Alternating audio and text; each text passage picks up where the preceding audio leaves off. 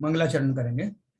ओम नमः सिद्धेभ्यः जय श्री ओम नमः सिद्धेभ्यः जय श्री ओम नमः सिद्धेभ्यः। मंगलम भगवान वीरो मंगलम गौतमो गणी मंगलम कुंद कुंदाद्यो जयंधर्मोस्तु मंगलम सर्व मंगल मांगल्यम सर्व कल्याण कारकम प्रधानम सर्वधर्माणां जैनम जयतु शासनम जैनम जयतु शासनम जैनम जयतु शासनम। ज्ञानार्णव ग्रंथ के अंतर्गत हम शुभ चंद्राचार्य द्वारा लिखित 12 भावनाओं का लाभ उठा रहे हैं कि पाठ्य का, जिसमें हमारी जो भावना अभी चल रही थी अशुचि भावना चल रही है। अशुचि भावना के हमने जो जहाँ तक पढ़ा है उससे आगे थोड़ा पढ़ेंगे और फिर संवर उस पर आएंगे।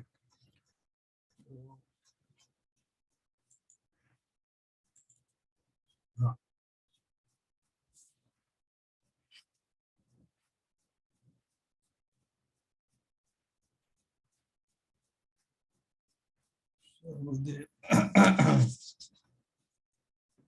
और 6, 7, 8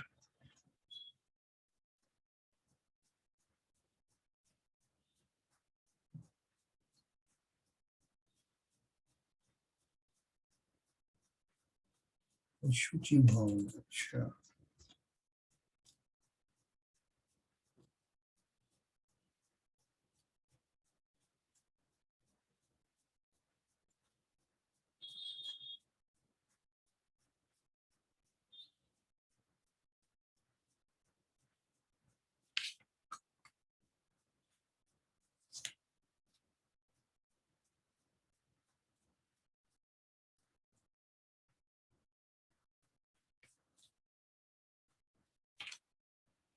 अशुचि भावना का हमने ये 8 नंबर का ही पढ़ा था। इन जीवों का देह रूपी पिंजरा सदा ही रोगों से व्याप्त, सर्वदा अशुद्धताओं का घर और सदा ही पतन होने के स्वभाव वाला है। ऐसा कभी मत समझो कि किसी काल में यह उत्तम और पवित्र होता होगा। ना, अपने ये बात पढ़ी थी कल। ये जो दोनों दोनों अपेक्षा से, काल शब्द का अर्थ अपन ने दोनों अपेक्षा से लगाया था। एक तो ये लगाया था कि कैसा भी शरीर मिले, किसी भी शरीर में मिले, ये पर्याय का शरीर हो किसी और पर्याय का शरीर हो, वो कोई भी शरीर वास्तव में पवित्र होता नहीं। और दूसरा, अगर काल का उस बात से अपेक्षा से लगाएं कि चतुर्थ काल पंचम काल, इसके हिसाब से, तो वो कह रहे हैं कि ऐसा कभी मत समझो कि किसी काल में यह उत्तम और पवित्र होता होगा। कि सब चतुर्थ काल में जो शरीर है वो पवित्र होता होगा, ऐसा नहीं है। शरीर तो शरीर ही है। तो इसलिए ये कभी भी पवित्र होते नहीं। तो खास तौर से अपन उस शरीर की बात कर रहे हैं जिस शरीर से हमें मोक्ष जाना है। तो आप बोलोगे कि देवों का शरीर तो साफ ऐसा होता नहीं, देव थोड़ी मोक्ष जाते हैं। नारकियों का भी वैक्रियक शरीर होता है, लेकिन वो वैक्रियक शरीर कैसा होता है? अत्यंत घिनौना पदार्थों से बना हुआ, महादुर्गंधमय, है ना। और पशुओं के शरीर की भी बात नहीं हो रही, या मुख्य रूप से कर्म भूमि में रहने वाले औदारिक शरीर के धारी मनुष्यों की बात हो रही है। तो इसलिए चूंकि उनसे ही संयम कराना है, इसलिए उनको ये वास्तविकता बतानी आवश्यक है कि शरीर में क्या रखा है, इसमें आकर्षित मत होना, इसके विपरीत इससे क्या करना, क्या लाभ उठाना, ये अपन आगे बढ़े। 9वां नंबर का, तेरेव फल में तस्य गृहीतम पुण्य कर्म भी विरज्य जन्म न है स्वार्थे यही शरीरम कदर्थितम। इस शरीर के प्राप्त होने का फल उन्हीं ने लिया है जिन्होंने संसार से विरक्त होकर इसे अपने आत्म कल्याण के मार्ग में लगाकर पुण्य कर्मों से क्षीण किया है। पुण्य कर्मों से क्षीण किया का अर्थ क्या है? कि अशुभ कार्यों में लगाने की बजाय शुभ में लगाया, शुभ पूर्वक इस शरीर को का समय व्यतीत किया। इस शरीर के प्राप्त होने का फल उन्हीं ने लिया जिन्होंने संसार से विरक्त होकर, है ना। तो इसमें एक मेन पॉइंट क्या है, संसार से विरक्त होकर। ये शब्द क्यों लगाया, क्योंकि हम पुण्य कार्यों में वैसे भी लग सकते हैं, बिना विरक्त हुए भी हम जो धार्मिक अनुष्ठान करते रहते हैं उनसे किंचित पुण्य का बंध तो होता है, लेकिन वो वास्तव में इस शरीर का वास्तविक उपयोग नहीं हुआ। ऐसे तो हमने पूरे कितनी कितनी पर्याय निकाल दी, बहुत जिनेन्द्र देव का भी बहुत हमसे वास्ता पड़ा, हमारा उनसे वास्ता पड़ा, लेकिन हमने इस शरीर को मात्र उनकी ऊपर ऊपर की भक्ति में निकाल दिया। किंचित पुण्य का जो बंध हुआ उससे जो सांसारिक भोग आदि मिले उनको पा करके मैं संतुष्ट हो गया, है ना। अपने पूजन में पढ़ा ना कि पुण्य उदय से स्वर्गों के सुख बार बार पा जाता हूँ। कई बार मैं स्वर्गों में गया, पहली बार थोड़ी अभी जाने वाला हूँ, लेकिन मैंने उनका लाभ नहीं उठाया। वो इस पुण्य का जिन भावों से बंद होता है, और जो वास्तविक पुण्य है वो कौन सा है, जो सातिशय पुण्य बंद होता है, जिसे बंद करने की आकांक्षा भी पुण्यार्थी को नहीं होती। ऐसा बिना कामना के, बिना निदान के।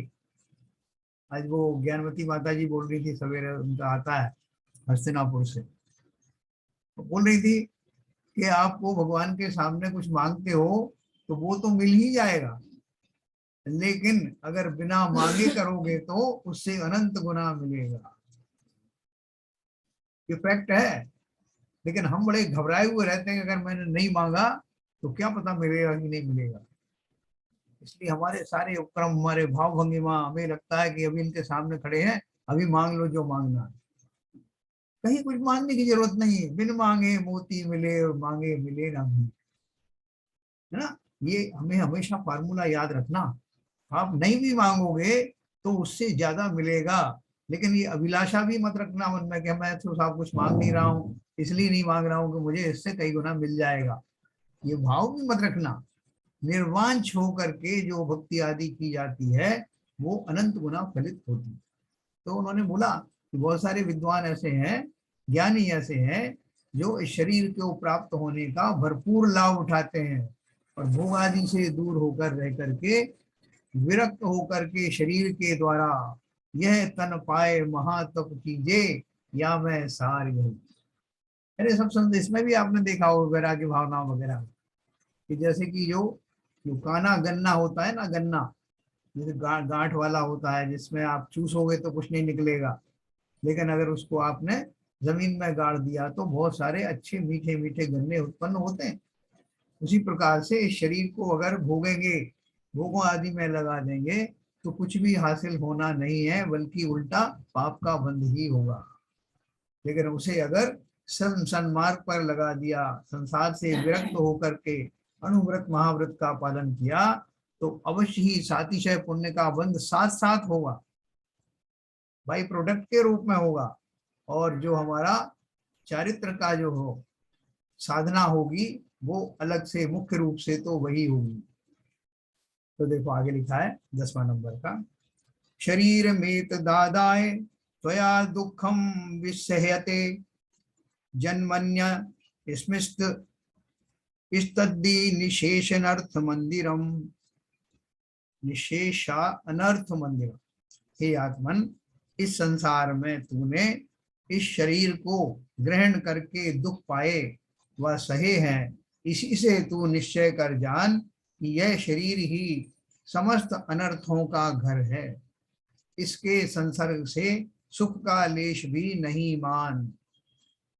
देखो कई जगह अपन को जो शरीर के बारे में इतनी बात कही जाती है तो हम भ्रमित हो जाते हैं कि ये शरीर से द्वेष करना सिखाया जा रहा है।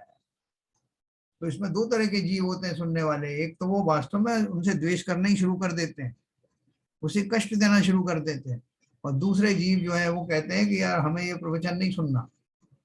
आचार्यों ने पता नहीं कौन से जमाने की बात कर दी है, जब जो है पर्याप्त ढंग के भोग आदि नहीं हुआ करते थे, खाने का सामान नहीं मिला करता था, विद्युत बिजली वगैरह की वो नहीं थी, तब के बारे में लिखा होगा ये।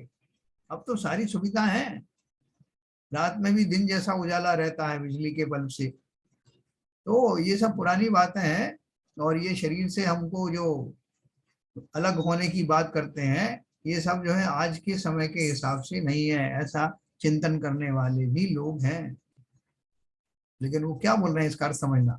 इस संसार में तूने इस शरीर को ग्रहण करके दुख पाए वह सहे हैं, इसी से तू निश्चय कर जान कि यह शरीर ही समस्त अनर्थों का घर है, इसके संसर्ग से सुख का लेश भी नहीं मान। तो हमारे डिबेट शुरू हो जाएगी कि जितने भी सुख होते हैं साहब ये शरीर के माध्यम से ही तो होते हैं, सारी इंद्रियां इसी में फिट हैं। स्पर्शन इंद्री के माध्यम से मुझे स्पर्शन सुख का, और रसना इंद्री के माध्यम से मुझे भोजन आदि का स्वाद आता है।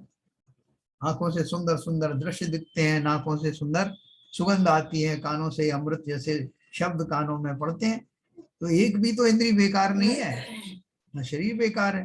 तो आप बोल रहे हो कि इसके संसर्ग से सुख का लेश भी नहीं मान, है ना। तो वो किस अपेक्षा से कहा गया है, वो अपेक्षा को भली भांति समझना। क्योंकि जब हम इन विषयों में लग जाते हैं तो हमें तत्कालीन रूप से तो उन विषयों की प्राप्ति होती है और उनमें सुखाभास होता है, सुख तो है ही नहीं, क्योंकि वो इंद्रियां स्वयं तो जड़ हैं और उनके पीछे रहने वाला मैं उन इंद्रियों में से होके गुजरने वाले स्पर्श रस रूप गंध वर्ण आदि से का वेदन मैं ही करता हूँ, शरीर थोड़ी करता। हाँ, जैसे आपको मैंने बताया स्टेथोस्कोप होता ना, तो स्टेथोस्कोप का वो जो प्रोब होता है, वो जो आपके पीठ पे पेट पे लगाकर डॉक्टर परीक्षण करता है, वो जो प्रोब है उसको थोड़ी ज्ञान है कि आपकी सांसें कैसी चल रही हैं, धड़कन कैसी है, आपका बीपी कैसा है। लेकिन उसके पीछे बैठा हुआ वो डॉक्टर उसका अर्थ लगाता है कि ऐसी धड़कन चल रही है, इसका अर्थ क्या है, ऐसी नाड़ी वैद्य देखता है उसमें क्या रोग आदि के क्या लक्षण है। तो वो जो प्रोब है, स्टेथोस्कोप का जो प्रोब यानी आगे का जो हिस्सा है, वो शरीर की तरह है। लेकिन शरीर के पीछे बैठा हुआ मैं अर्थात डॉक्टर, मैं ही ज्ञानी हूं, मैं जानता हूं कि शरीर अब किन किन स्थितियों से गुजर रहा है या शरीर में से कौन कौन से पदार्थ होकर के गुजर रहे हैं। उन गुजरने मात्र में मैं मानसिक रूप से सुख और दुख की कल्पना करता हूँ। अब इसमें से एक मीठा पदार्थ गुजरा, ये मेरे खुश होने की बात है, मैं खुश हो जाता हूँ। अब इसमें से कड़वा पदार्थ गुजरा, मुझे इससे दुखी होना चाहिए, तो मैं दुखी हो जाता हूँ। अर्थात शरीर के माध्यम से होने वाली ये सब घटनाएं दुर्घटनाएं मेरे मानसिक अवस्था के कारण ही सुख दुख में रूप दिखाई देते हैं, वास्तविक सुख नहीं है। और जब तक शरीर है तब तक ये सब सुखाभास मुझे मिलते रहेंगे। इसलिए उन्होंने एक एक्सट्रीम बात कही है ना। एक एक्सट्रीम बात क्या कही है, नीचे के दोहे में दी है, देखो। भवोद्भवानि दुखानि यानि यानि है देहि भी सह्यन्ते तानि तान्युच्चै पुरादाय केवलम। इस जगत में संसार से जन्म मरण से उत्पन्न जो जो दुख जीवों को सहने पड़ते हैं वे सब केवल इस शरीर के ग्रहण से ही सहने पड़ते हैं। इस शरीर से निवृत्त होने पर फिर कोई भी दुख नहीं। केवल नहीं, शरीर मिला हुआ है ना, इसकी वजह से ही सारे दुख मिलते हैं। अपन तो उल्टा बोलते हैं कि शरीर मिला है इसी से तो सुख मिलेंगे। शरीर ही तो वो माध्यम है जिससे मैं सुखों का वेदन करूंगा। तो इसमें दोनों में फिर क्या भेद, क्या है, क्यों भेद है? आचार्यों ने क्यों कहा कि शरीर के मिलते ही हमारे दुख शुरू हो जाते हैं, है ना। जैसे मैंने आपको एक किस्सा सुनाया था ना कि वो कोई आदमी बिल्कुल जो है वो बिना वस्त्र के घूम रहा था, उसको किसी चीज की परवाह नहीं थी, मस्त अपने घूमता फिरता रहता था, कोई इसको चिंता नहीं, नया कपड़ा मिल जाए पुराना मिल जाए कुछ नहीं, गर्मी हो सर्दी हो ऐसे घूम रहा था नंग धड़ंग। तो एक बार किसी ने सोचा, और अच्छा खासा जवान था, तो किसी ने उसको ऊपर में एक अंडरवियर फेंका। तो उसने अंडरवियर को धारण करके देखा, पहन के देखा, तो उसको ठीक लगा, थोड़ा थोड़ा सुखद लगा, क्योंकि बाहर की गर्मी सर्दी से थोड़ा बचा ना। फिर थोड़े दिन बाद उसको ऊपर से एक बनियान फेंकी, और उसने बनियान पहन ली तो उसे और अच्छा लगा। वह ये दोनों चीजें अच्छी, इससे मेरा गर्मी सर्दी से बचाव होता है। फिर उसके बाद में जिसने फेंके थे उसने उससे कहा कि भैया तू मेरा कहना मान, जो काम मैं तुझे बताऊं वो करना है। बोले नहीं नहीं, मैं किसी का कहना नहीं मानता, मैं मस्त घूमता रहता हूँ। उन्होंने कहा भैया ये बनियान जो है मैंने दी है, ये उतरते देर नहीं लगेगी। तो थोड़ा वो सहमा, डरा। तो उन्होंने कहा और ज्यादा करोगे तो अंडरवियर भी ले ली जाएगी। तो पूरा समर्पित हो गया कि नहीं नहीं आप जो कहोगे मैं करूंगा। क्योंकि ये जो शरीर जब मिलता है, शरीर जब नहीं था, ऐसी स्थिति कौन सी हो सकती है? विग्रह गति की स्थिति हो सकती है या सिद्ध रूप हो सकता है। सिद्धों को क्या जरूरत है शरीर की, है क्या? और सुखी कितने अनंत सुखी हैं। तो अगर हम शरीर से के माध्यम से ही सुख का वेदन मानते हैं तो सिद्धों का जो अनंत सुख कहां से होगा? और उनको किसी तरह का दुख होता नहीं। इसका अर्थ यह है कि शरीर मिलने वाली जो पर्याय है, जिन पर्यायों में, सभी पर्यायों में शरीर आदि मिलते हैं, शरीर के माध्यम से दुख सुख का वेदन होता रहता है। और उन दुख सुख के वेदन को मैं ऐसा ढीठ हो गया हूं अनंत काल से शरीरों को प्राप्त करके, जो जो कष्ट मैंने पूर्व में उठाए हैं उनको भूल जाता हूं। तो बोले साहब वो तो नरक किसी ने देखे नहीं, और अभी मैं वर्तमान में पशु आदि हूं नहीं, इसलिए मुझे कैसे पता लगेगा कि इन शरीरों से दुख होते हैं। तो बोले प्रत्यक्ष में तो हम जानते हैं ना कितने रोग शरीर में घटित होते हैं। कोई लूला पैदा हुआ, कोई लंगड़ा पैदा हुआ, किसी के कान नहीं, किसी की नाक नहीं, किसी को और तरह का वेदन, किसी को गर्मी लग गई, सर्दी लग गई, इस तरह की व्याकुलता मनुष्य शरीर की बात करें अपन,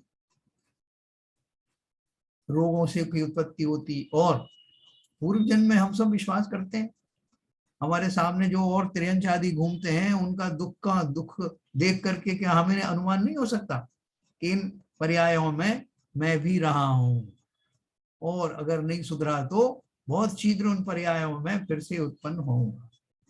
ये अपन ने जो 3 लोक के 84 लाख योनियों के 4 गतियों के जो दुख पड़े, उनका पर्पज ही ये था कि हमें ज्ञान कराना कि मैं इस संसार में कहाँ कहाँ भटका, क्या क्या दुखों का वेदन किया। और ये जो कहने की बात है ये कि शरीर मिला इसलिए किया, शरीर मिला का अर्थ क्या है? मतलब वो पर्याय धारण की। शरीर का अर्थ खाली शरीर से ही मत लेना, शरीर ही इन दुखों का कारण, अर्थात सांसारिक अवस्थाएं ही दुख का कारण है ना। इस शरीर का अकेला का मात्र मत लेना, क्योंकि संसार में जो भी मैं पर्याय में जन्म लूंगा वो शरीर धारण करूंगा। वो शरीर किसी भी, अगर शरीर सुखदायी होते तो जन्म मरण, जन्म जरा मृत्यु विनाशनाय जलम निर्पामिति क्यों करता है? क्योंकि ये जन्म किसका होता है? शरीर का होता है। बुढ़ापा किसका आता है? शरीर का आता है। मृत्यु किसकी होती? शरीर की होती। अगर शरीर का मिलना इतना सुखद संयोग होता तो मैं ये जन्म जरा मृत्यु से क्यों पीछा छुड़ाना चाहता। इसलिए आचार्यों ने भली भांति सही चीज कही है। शरीर के मिलने का अर्थ ये है पर्यायों का धारण करना। पर्याय मिलनी अर्थात संसार में बने रहना बहुत दुख का कारण है। कोई गाने में ना, दुनिया में हम आए हैं तो जीना ही पड़ेगा, जीवन है अगर जहर तो पीना ही पड़ेगा। इसका अर्थ समझना कि संसार में जो जो जीव आए हुए हैं, किसी भी रूप में, किसी भी पर्याय में आए हुए हैं, उनको ये तीनों रोग लगे रहेंगे, जन्म जरा मृत्यु का। और जो वास्तव में जन्म जरा मृत्यु विनाशनाय कह रहे हैं ना, वो वास्तव में तो अभी भी चाहते हैं मेरे जन्म होते रहें, उत्तम पर्यायों में होते रहें, बुढ़ापा दूर दूर तक आए नहीं और मृत्यु भी ना हो। यानी कैसी विचित्र बात है कि जन्म तो हो लेकिन मरण ना हो। लेकिन नियम है कि जिसने जन्म लिया है वो अवश्य मरण को भी प्राप्त होता है। ये हमने 10 नंबर का पढ़ा। अब देखिए 11वें नंबर का। हाँ 11 में पढ़ा, अभी 12 नंबर का पढ़ेंगे। कर्पूर कुंकु मागरु मृग मद हरि चंदन आदि वस्तूनि भव्यान्यपि संसर्गान मलिनयति कलेवरम नृणाम। कर्पूर, केशर, अगर, कस्तूरी, हरि चंदन आदि सुंदर सुंदर पदार्थों को भी यह मनुष्यों का शरीर संसर्ग मात्र से अर्थात लगाते ही अशुभ कर देता है। भावार्थ है, आप तो मैला है ही और संसर्ग से उत्तमोत्तम पदार्थों को भी मलिन कर देता है। सवेरे आते मंदिर में साहब, वो चंदन रखा हुआ है, चंदन लगाइए, तो लगा लेते हैं साहब, एक उंगली से लगाया, माथे पे लगाया, और फिर थोड़ी कसर रह गई तो फिर उसी उंगली को डुबा करके फिर लगाएं अपने शरीर पर। या नहीं लगाया तो अपना, अपन ने तो माथे पे लगा लिया, उसके बाद में फिर से एक बार उसको डुबा करके बंद कर दिया। अब दूसरा आएगा तो वो आपको देख रहा है कि आपने उसी उंगली को फिर से उसमें डुबो दिया जिससे आपने अपने मस्तक पर लगाया था, तो उसको नहीं लगाना चाहेगा। अपन वही, भाई साहब क्यों नहीं लगा रहे आप, कितनी पवित्र चीज है, मैंने भी अपने मस्तक पर लगाया, आप भी इसी में से लगाओ। बोले भैया मैं तो लगा तो लूं, लेकिन आपने 2 बार इसमें उंगली डाली ना तो ये अपवित्र हो गया। कितना हम ध्यान रखते हैं, इस शरीर के स्पर्श मात्र से चीजें दूषित हो जाती हैं। इसी, अभी तो आजकल वो कोरोना हुआ ना, अभी तो हाथ नहीं मिलाया जाता था लोगों से, हाथ मिलाने की भी मनाही थी। इसलिए वो बोल रहे हैं ये ऐसा शरीर है जिसमें कपूर, केशर, जो सब सुगंधित वस्तुएं हैं, वो पदार्थ भी मनुष्यों के शरीर के संसर्ग मात्र से अर्थात लगाते ही अशुभ हो जाती है। हाँ? आप तो मैला है ही और संसर्ग से उत्तमोत्तम पदार्थों को भी मलिन कर देता है। वो माइक पे लोग बोलते हैं ना, या फोन के ऊपर में बात करते हैं, तो दूसरा आदमी लेने से पहले उसको पूछता है, क्यों पूछ रहे हो भाई, उसमें कोई घुस थोड़ी गया वो, नहीं नहीं साहब वो उनका स्पर्श किया, उनका जो थूक वगैरह है वो सब लगा होगा, मुंह में क्या क्या होता है। इतना हम सावधान हैं, और सिर्फ इसलिए कि मुझे कोई रोग ना हो जाए, लेकिन जानते हैं हम सब हैं। तो इसलिए उन्होंने कहा कि शरीर तो जातिगत ही, जन्मजात ही मैला है। उत्तम उत्तम पदार्थ लगाने के बाद भी, कितनी डीओ फियो कुछ भी लगाओ, थोड़ी देर बाद शरीर में से वही ओरिजिनल है दुर्गंधें आने लगती हैं। तो अब आगे कहेंगे, अब देखो अशुचि भावना के कथन को पूरा करते हैं। अजिन पटल गूढ़म पंजरम की किसानाम कुथित कुणपगंधे पूरितम मूढ़ गाढ़म यम वदन निषण्णम रोग भोगीन्द्र गेहम कथमे मनुजानाम प्रीतिये साक्षीरम। हे मूढ़ प्राणी, इस संसार में मनुष्यों का यह शरीर चर्म के पटलों से यानी पर्दों से ढका हुआ, जो स्किन होती है ना उसकी भी कई लेयर होती है, डीप स्किन से पहले जो ऊपर की और लेयर होती है, यह शरीर चर्म के पटलों से ढका हुआ हाड़ों का पिंजरा है तथा बिगड़ी हुई रांध यानी पीप की दुर्गंध से परिपूर्ण है एवं काल के मुख में बैठे हुए रोग रूपी सर्पों का घर है। ऐसा शरीर प्रीति करने के योग्य कैसे हो सकता है, ये बड़ा आश्चर्य है। इस अशुचि भावना के व्याख्यान का संक्षिप्त अभिप्राय यह है कि आत्मा तो निर्मल है, अमूर्तिक है और उसके मल आदि लगता नहीं है, परंतु कर्मों के निमित्त से जो उसके शरीर का संबंध है उसे वह अज्ञान से, मोह से अपना मानकर भला जानता है, और मनुष्यों का यह शरीर सर्वतया अपवित्रता का घर है। इस कारण इसमें जब अशुचि भावना भावे तब इससे विरक्तता होकर अपने निर्मल आत्म स्वरूप में रमने की रुचि हो। इस प्रकार अशुचि भावना का आशय है।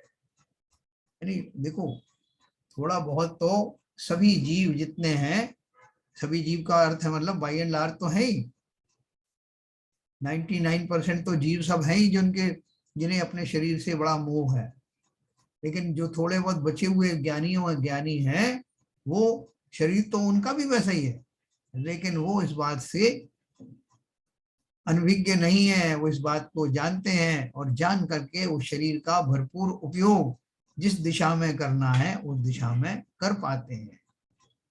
हम और आप तो जो है भोगों में ऐसे लीन हैं, उन भोगों में लीन होने के कारण भोग किससे भोगे जाएंगे? इस अपवित्र शरीर से ही तो।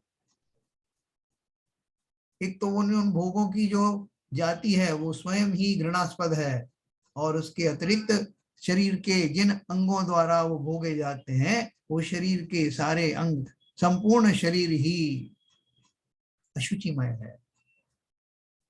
तो क्या उसमें मोह करोगे? लेकिन ये मोह का ही एक प्रभाव है जिसके कारण हमें ये अशुचिता दिखाई देती नहीं। इस प्रकार अशुचि भावना का आशय है। तो क्या करना, इसका उद्देश्य क्या है? ये शरीर में से इस शरीर का भला उपयोग करना, इसको देह देवानल देवानल बना लेना। इस देह में मैं विराजता हूँ, जैसे मंदिर में जिनेंद्र देव विराजते हैं इसलिए वो मंदिर कहलाता है, पूज्य स्थान कहलाता है। उसी प्रकार शरीर की स्वभावगत अशुचिताओं के होने के बावजूद भी इसमें स्थित मैं आत्मदेव उसका अनुभव करके मैं इस अन अशुचिताओं के ऊपर से अपना उपयोग हटा करके इसके अंदर बैठे हुए उस आत्माराम का चिंतन करता हुआ इस पर्याय को सार्थक कर सकता हूं। ये मेरे ऊपर है। मंदिर तो जड़ होता है ना, लेकिन वहां उसकी पूजन इसलिए बिना मूर्ति के तो मंदिर होता नहीं। ऐसे ही मैं भी आत्मदेव रूपी जिनेंद्र देव के विराजमान होने के कारण ये देह मेरी उन साधुओं जैसी है। बहुदेह मैली सुगुण थैली, शौच गुण साहूल है। मैं नहीं प्राप्त कर सकता कि शौच गुण। साधु कौन होते हैं? साधु भी तो मनुष्य ही होते हैं, उनके भी तो ये औदारिक शरीर होता है, लेकिन उनके लिए इतनी प्रशंसा क्यों? क्योंकि उन्होंने इस अशुचिमय शरीर से और अशुचिता पूर्वक कोई कार्य करने की बजाय इसको आत्मा के मार्ग में लगा दिया, और फलस्वरूप आत्मा की शुचिता के आगे शरीर की अशुचिताएं सब इग्नोर हो गई। ये हम सब कर सकते हैं और करना ही चाहिए। ये रहस्य भली भांति समझना कि यह तन पाए महातप कीजिए, वरना तो ये शरीर का मिलना, इंद्रियों का अच्छा होना, निरोग काया का मिलना सब यूं ही व्यर्थ चला जाएगा। सुबह होती है, शाम होती है, जिंदगी यूं ही तमाम होती है। इसलिए इसका विशेष ध्यान रखना। अब मैं आपको आश्रव भावना के बारे में थोड़ा सा बताऊं। अत आश्रव भावना लिख्यते। आश्रव भावना क्या है?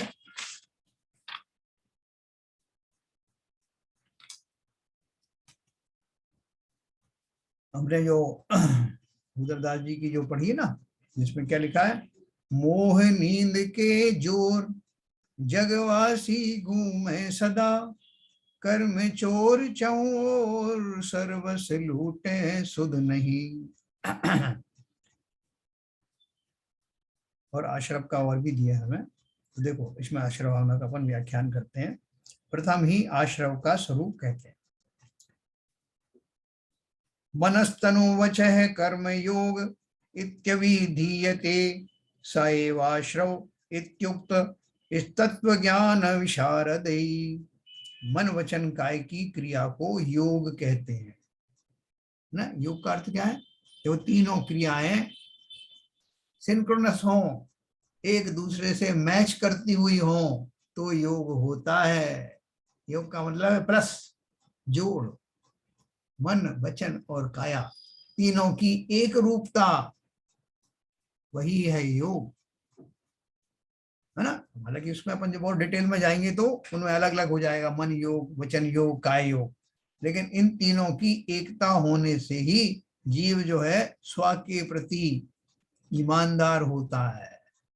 जैसा मन में आया वैसे ही वचन में आया, वैसे ही काया ने कार्य किया।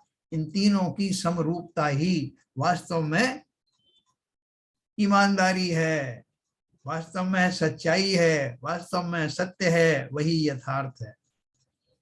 मन वचन काय की क्रिया को योग कहते हैं, और इस योग को ही तत्व विशारदों ने, ऋषियों ने आश्रव कहा है? क्यों कहा है कि योग आश्रव का द्वार है।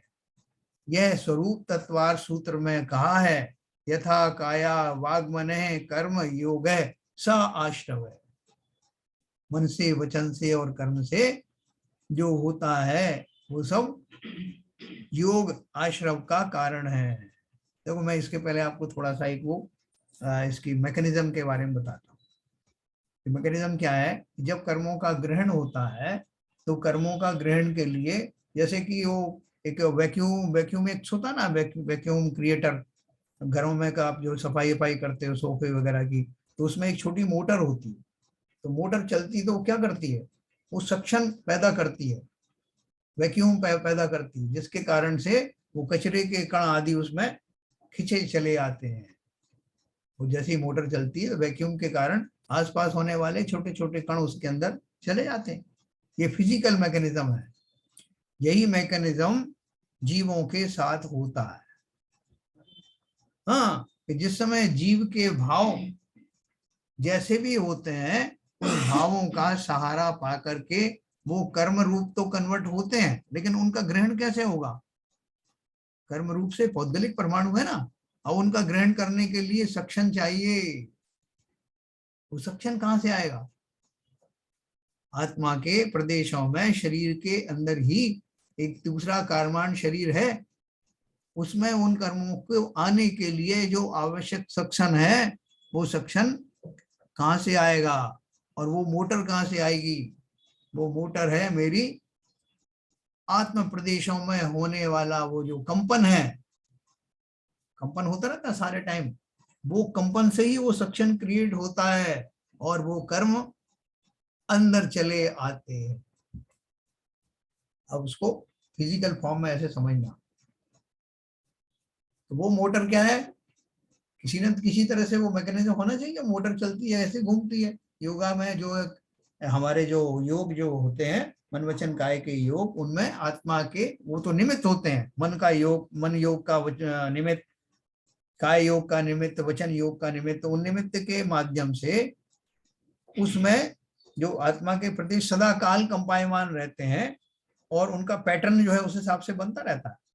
तो उन पैटर्न के अनुसार वो कर्मों का, इधर मेरे भाव है, उधर कर्म, उन उस जाति के पुद्गल परमाणु हैं जो कर्मों में, यथा योग्य कर्मों में कन्वर्ट होते हैं। वो पुद्गल जाति के वो कर्माण वर्गणाएं, अब चाहिए मुझे सक्शन, तो वो मिलता है मेरे योग के द्वारा, जो फिजिकल कार्रवाई है, आत्मा के प्रदेशों का कंपायमान होना। तो इसलिए उसको ध्यान में रखते हुए मनीषियों ने योग को ही आश्रव का द्वार बताया है। जो फिजिकली जो कर्म आते हैं उसमें योग का बहुत महत्वपूर्ण योगदान है। तो और योग कहां तक चलते हैं? 13वें गुण स्थान तक चलते हैं। तो 13वें गुण स्थान में, जैसे मान लीजिए आपने सक्शन मशीन चलाई, अब बाहर कमरे में कोई कचरा है ही नहीं, लेकिन मशीन चल रही है, तो मशीन चल रही तो उसमें कुछ आएगा क्या? आएगा कुछ नहीं। ऐसे ही 13वें गुण स्थान वाले जो अनंत देव हैं, उनके जो कर्मों का आश्रव रहता है, वो घातीय कर्म तो चले ही जाते हैं। तो वो किंचित उनका वेदनी कर्म जो होता है, साता वेदनी आदि, मात्र उसका सक्शन होता है, और वो तुरंत बंद होने से पहले ही खिड़ जाता है। ये अपन ने पहले पढ़ा था, मैं विस्तार से आपको फिर बताऊंगा। यहाँ खाली आपको मैंने संक्षेप में बताया है कि ये योग का क्या कार्य। आत्मा के प्रदेशों का, हर जीव का, प्रत्येक जीव की जो आत्माएं एक सी ही है, उन आत्मा के प्रदेशों का निरंतर कंपायमान होना, अर्थात वो एक सिस्टम देना है जिसके माध्यम से मेरे द्वारा भाव किए जाने से जो कर्म उत्पन्न होंगे, उनको कर्माण शरीर में लाने के लिए वो योग काम करते हैं। तो देखो अभी आगे के जो है दो हैं, उनमें आपको समझ में आएगा ये सब। 2 नंबर का दो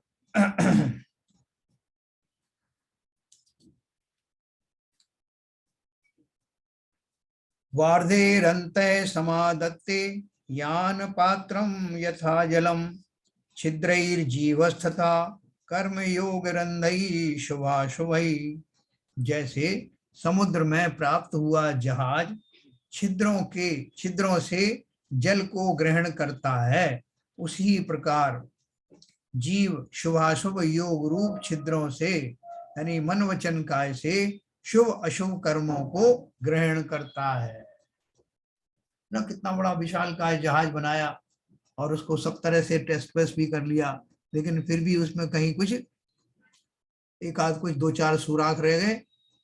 तो जब इतना बड़ा विशाल जहाज उस विशाल समुद्र के ऊपर तैरता है तो उसमें जरा भी कहीं क्षेत्र है, लीकेज है, तो वहां से पानी प्रविष्ट हो जाता है ना। उसी तरह से मेरे भाव तीव्र हो या कम हो, हल्के हो, लेकिन होते ही भावों के, चाहे वो शुभ हो या अशुभ हो, ये लीकेज शुरू हो जाता है और कर्मांड शरीर में तुरंत प्रभाव से उस जाति के कर्मों का आगमन शुरू हो जाता है।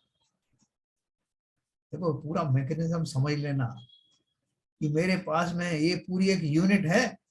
हर एक आदमी को, आदमियों की बात करते हैं, हर एक व्यक्तियों को एक एक यूनिट दी गई है। उस यूनिट, वो यूनिट अपने आप में कंप्लीट है।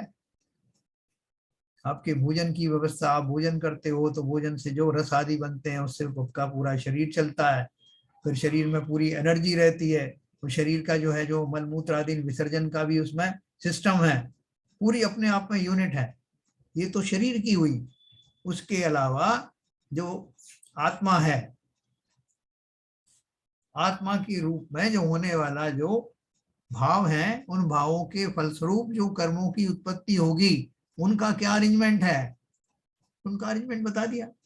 एक कर्मांड शरीर है, जैसे ब्लैक बॉक्स होता है जो हवाई जहाजों में, उस कर्मांड शरीर को जो सबसे सूक्ष्म होता है और जो हमेशा साथ चलता है, जिसमें आपका सब हिसाब किताब लिखा रहता है, वो सदा साथ चलता है, विग्रह गति में भी साथ चलता है। तो उसकी व्यवस्था भी हर एक यूनिट में की गई है। ऐसा नहीं कि मेरे कर्मों की रिकॉर्डिंग आपके आपके शरीर में हो जाए और आपके मेरे यहाँ हो जाए। पूरी यूनिट है शरीर के रूप में भी, और आत्मा से संबंधित जो कुछ भी कार्यवाही है उसके लिए एक फुल यूनिट आपको दी गई। तो उन्होंने क्या बोला, देखो, जैसे समुद्र में प्राप्त हुआ जहाज छिद्रों से जल को ग्रहण करता है, उसी प्रकार जीव शुभाशुभ योग रूप छिद्रों से मन वचन काय से शुभ अशुभ कर्मों को ग्रहण करता है। हाँ, ये मैंने आपको बहुत संक्षेप में योग के बारे में बताया है। इसके बारे में और आपको विस्तार से जहां जहां आएगा मैं यथा योग जगह पे आपको बताऊंगा। तीसरा वाला दुआ देखेंगे, फिर अपन चर्चा करेंगे। यम प्रशम निर्वेदत तत्व चिंतावलिम्बितम मैत्रयादि भावनारूढ़म मनः सूते शुभाश्रवम।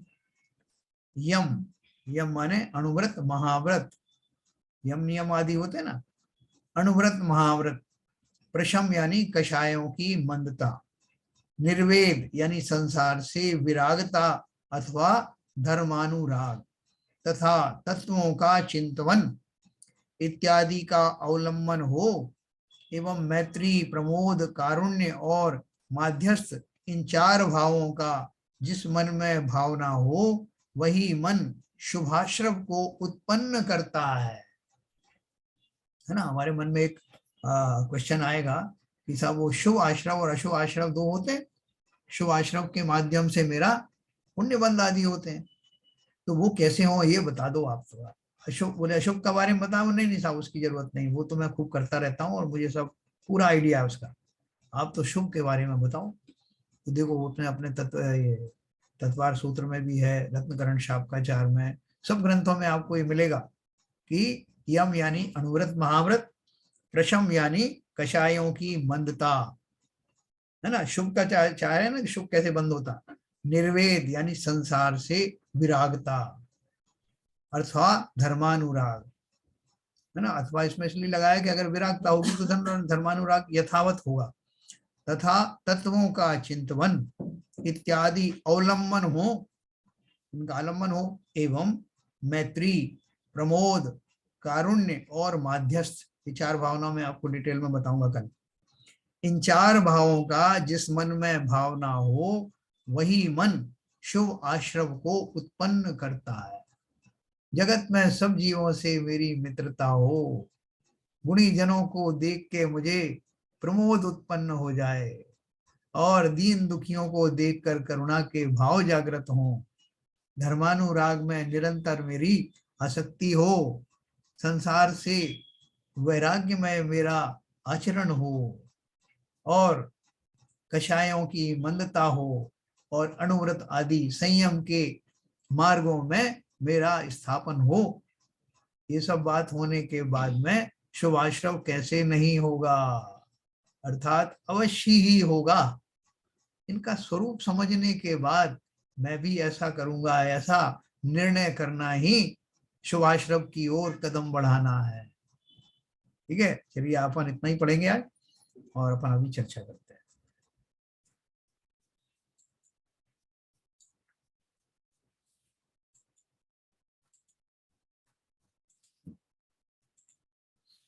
हाँ सर।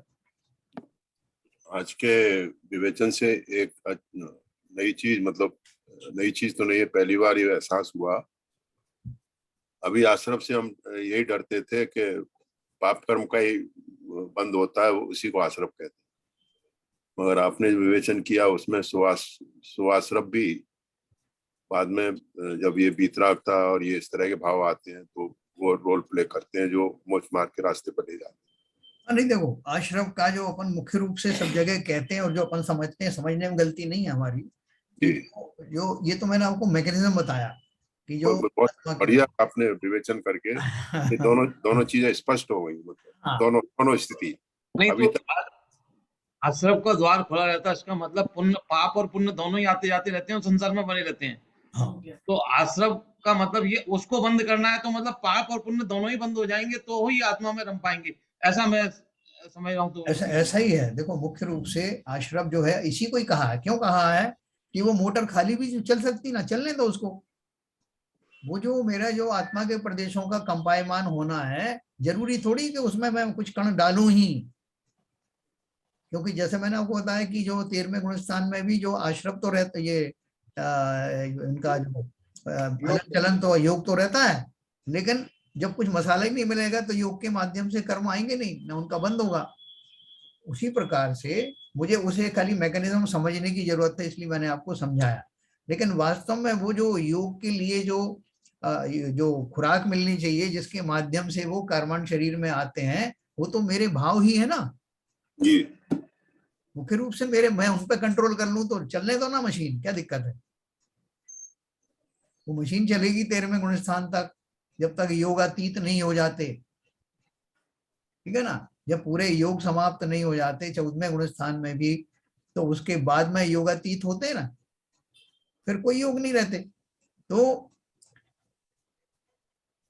हमें उसकी उसकी परवाह ना करती हूँ, खाली मैकेनिज्म समझना। और मैकेनिज्म समझने के बाद में मेरा जो मुख्य है उद्देश्य क्या है, कि वो आत्मा के प्रदेशों का कंपायमान होना है, वो होता रहे। लेकिन मैं उसको कुछ डालूंगा ही नहीं खुराक, कोई कचरा ही नहीं पैदा करूंगा, तो कहां से जाएगा? तो पुण्य और पाप दोनों ही कचरे हैं। इन कचरों से बचना है।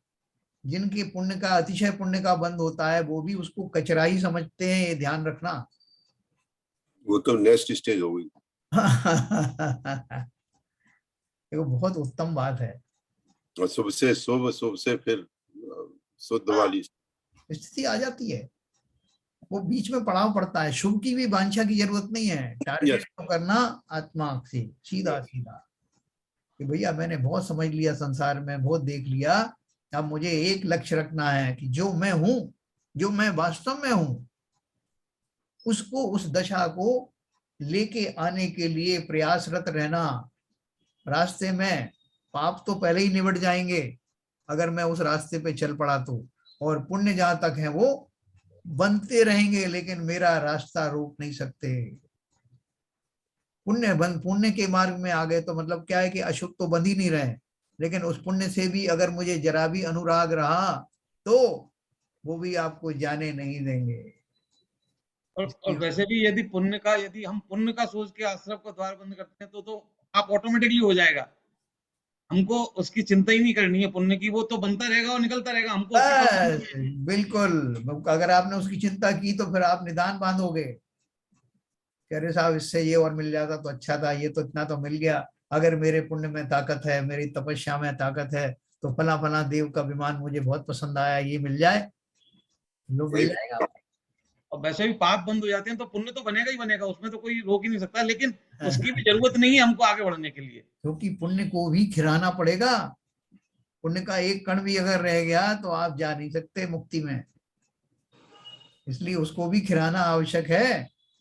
चक्रवर्ती को इतना पुण्य मिलता है तो उसको क्यों नहीं भाव आता है सम्यक दृष्टि चक्रवर्ती को, कि भैया इतनी लंबी आयु मिली है, 96,000 रानियां मिली हैं, इतना वैभव मिला है, भरपूर भोगो ना, काहे की दीक्षा पीक्षा। लेकिन वो जानता है, वो चतुर है, ये सब संयोग मिले हैं, ये संयोग जो है पुण्य आदि के कारण मिले हैं, और ये तो सब निबट जाएंगे और मैं खाली रह जाऊंगा, मेरे हाथ कुछ नहीं लगेगा, मैं सीधा फिर 84 लाख योनियों में रवाना हो जाऊंगा। इस रहस्य को समझता है वो। ऐसे ही वक्त रहते हुए जब हम प्रसन्नता में जीवन जी रहे हैं, सब तरह से सुख शांति है, तब उसी जगह पर तो तभी कहा है दुख में सुमरन सब करे, सुख में करे ना कोई, जो सुख में सुमरन करे तो दुख काहे। सब कुछ मिला है, ऐसी दशा में भरपूर लग जाना इस मार्ग में, ये मान करके कि प्रकृति की तरफ से तुम्हें एक वरदान मिला हुआ है, तुम्हें एक प्रेरणा मिली हुई है कि भैया सब कुछ सामान्य, सब कुछ अनुकूल है, अब बढ़ लो इस मार्ग पर। लोग तो प्रतिकूलता में बढ़ जाते हैं, अनुकूलता में आप क्यों नहीं बढ़ सकते? क्या चलन जी? यही है, मतलब अपना जो हमारा जो धर्म का जो है, तो मतलब इतना बारीक है दोनों चीजों को, तो कभी जैसे कंफ्यूज हो जाते हैं। हाँ। अरे अभी कभी कहेंगे अरे पुण्य आश्रम, मतलब पुण्य तो करना चाहिए, लेकिन एक स्टेज के बाद में ये पुण्य भी, क्योंकि और पुण्य के हेतु यदि हम पुण्य करने जाएंगे तो, और पुण्य का हम प्रयास करेंगे तो पाप तो हर संभव हो ही जाएगा। यदि आप आश्रम का मतलब यदि हम अपने पापों को रोक के रखें तो पुण्य तो अपने आप ही बन जाएगा, लेकिन उसकी हमको वांछा नहीं करनी है। देखो मैं आपको एक चीज बताऊं विशेष, अपन जो भी मंचों पे अपन जाते हैं, कभी कोई महाराज के दर्शन करने गए, अपना कोई मंदिरों में जाते हैं, तो वो क्या है कि वो ऑडियंस को देख करके वो साधु लोग भी जो है वो इतनी बारीक चीज तो बताते नहीं है, कि उनको मालूम है कि इतनी ऑडियंस में कहाँ बारीक चीज सुनाएंगे और कौन सुनेगा। तो वो भी आपसे यही कहते हैं कि भैया थोड़ा पूजा पाठ किया करो, थोड़ा ये अभिषेक पाठ किया करो, जिससे जो है वो पुण्य की बंद होगा, पुण्य अर्जन होगा, ज्यादा से ज्यादा लोग आइए, इतना धन दीजिए, इतना ये बोली लीजिए और पुण्य का अर्जन कीजिए। तो 99% लोगों को यही शब्द सुनाई पड़ते हैं, और वो ये इसलिए वो बड़े भ्रमित हो जाते हैं कि आप मना करते हो साहब पुण्य और पाप एक जैसे हैं, देखो वहां सब जगह यही कहते हैं कि पुण्य अर्जन करो, पुण्य अर्जन करो, पुण्य से बहुत लाभ होते हैं, क्योंकि वो उनकी अपने लिमिटेशंस हैं।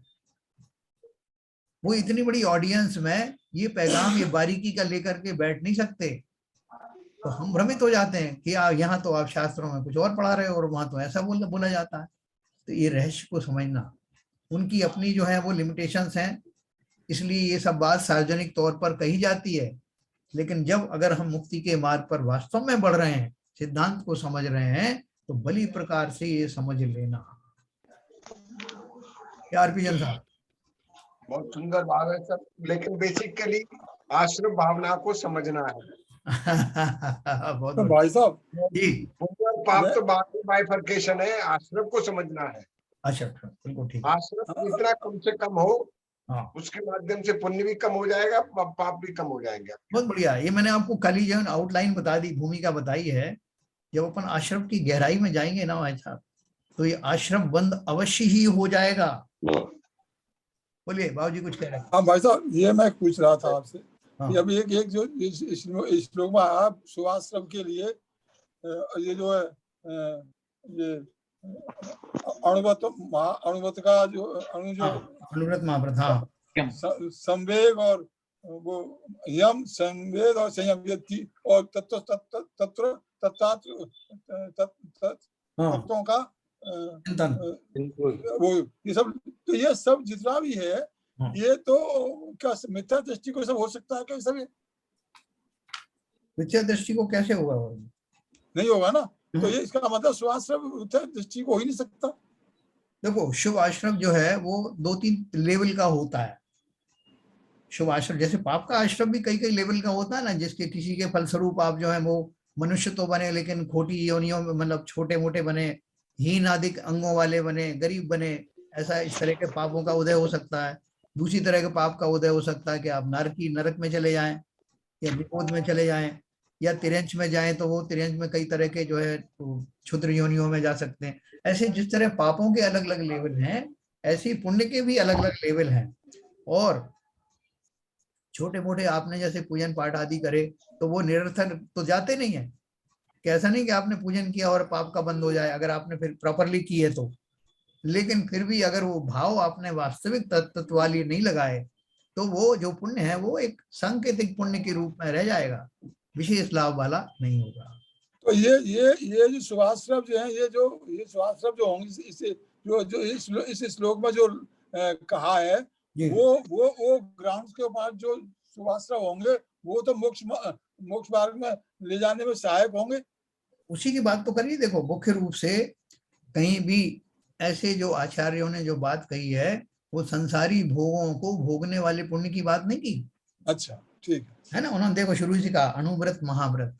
किसको अनुव्रत महाव्रत? सम्यक दृष्टि को। सम्यक दृष्टि को ही होंगे, वही मैं सोच रहा था। हाँ, कषायों की मंदता किसको होगी?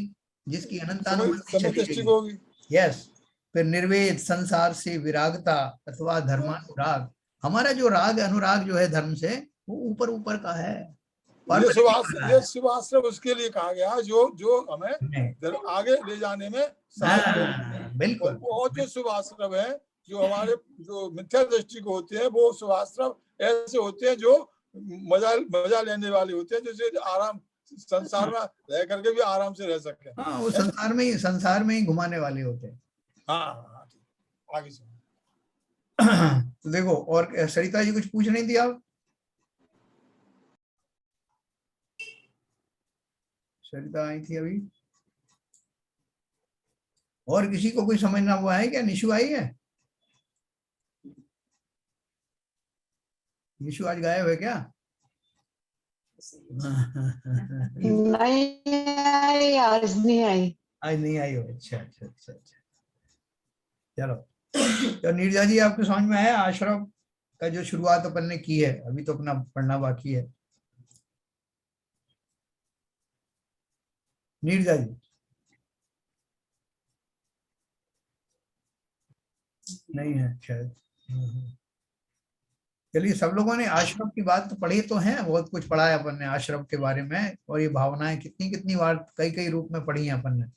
लेकिन वो अपन अब जो पढ़ने वाले हैं, जो आश्रम का बिल्कुल मर्म समझने वाले हैं। जैसे भी आरपी जैन साहब कह रहे थे ना कि आश्रम का नाम तो बहुत सुना, लेकिन उसका पूरा मर्म समझना है कि आश्रम होता कैसे है, कौन से मेरे खोटे भाव होते हैं और वो क्यों आते हैं। जब मैं जान भी गया हूं कि आश्रम का द्वार क्या है, क्यों होता है, कैसे विचारों से होता है, तो मैं उन विचारों पर कंट्रोल क्यों नहीं कर पाता? क्या आरपी जैन साहब कर सकते हैं कंट्रोल कि नहीं? क्यों नहीं सर? या एक्चुअली कंट्रोल हमारा शुरुआत यहीं से होती है।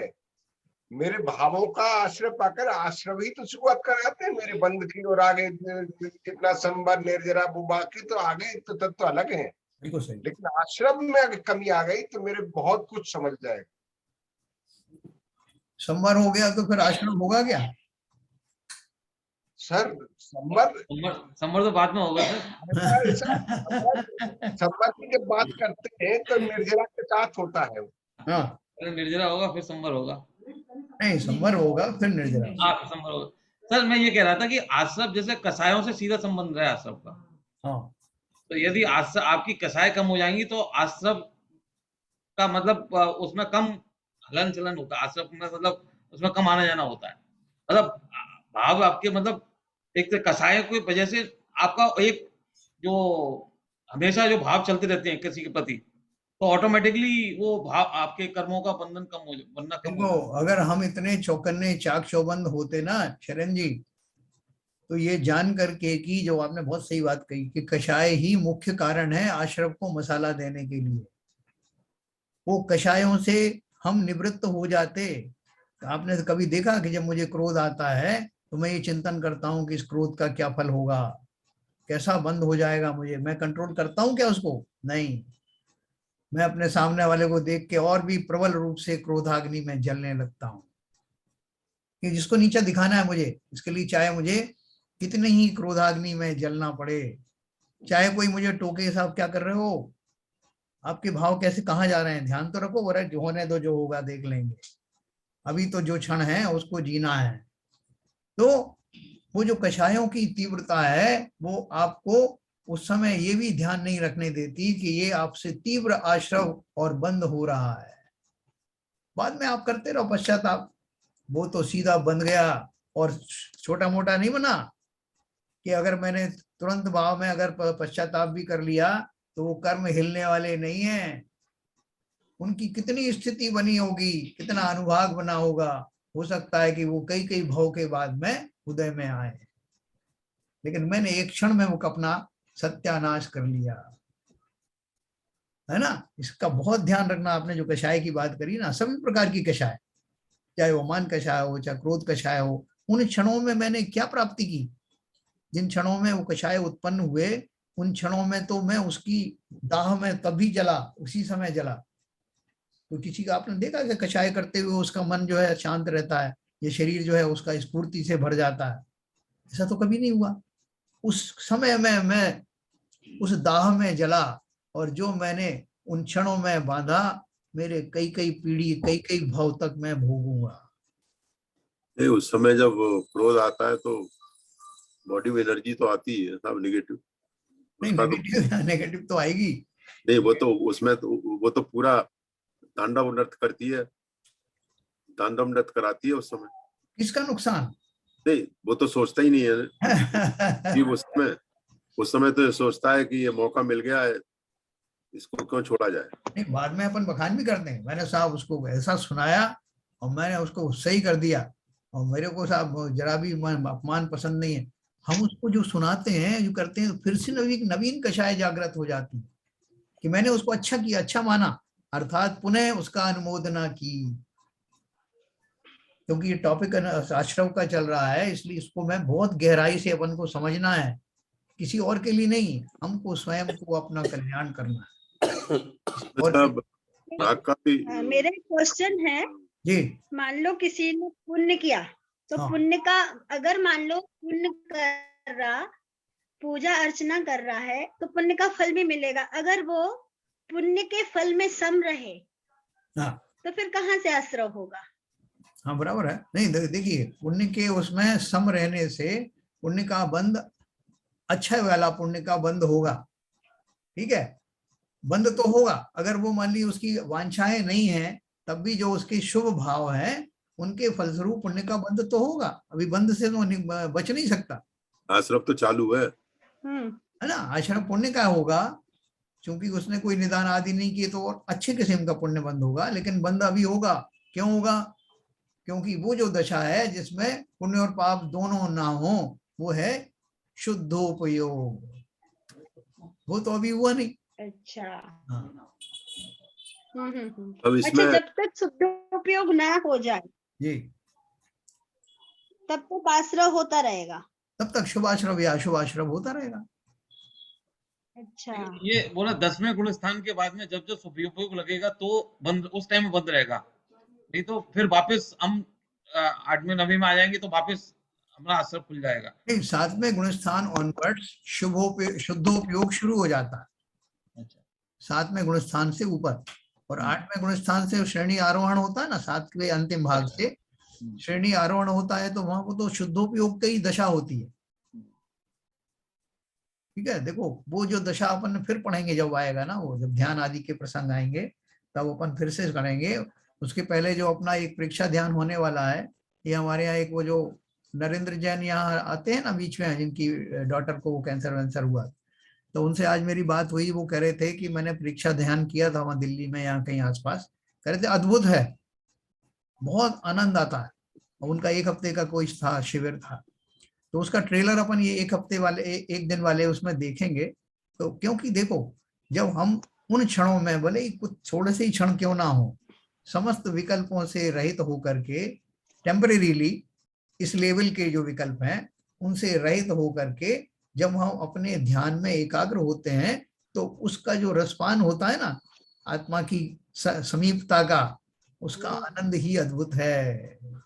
और एक चीज और है कि जो शुरू में जब ध्यान आप करते हो और आप मतलब ग्रुप में करते हो जी तो उसका अलग फायदा होता है, क्योंकि शुरू में अकेले बैठने में आपको ध्यान लगाने में काफी वो होती है।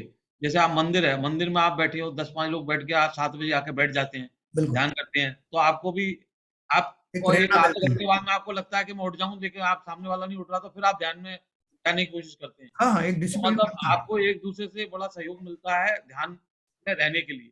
बिल्कुल बिल्कुल फिर बिल्कुल, बाद में तो फिर एक बार जब आपको प्रैक्टिस हो जाए, तो फिर आप अकेला कहीं भी हो, किसी भी वक़्त बैठ के कर सकते हो। एकदम सही बात है। तो देखो ये सब अपन इसका साक्षात्कार करेंगे, पूरी उमंग के साथ इसमें जुड़ना।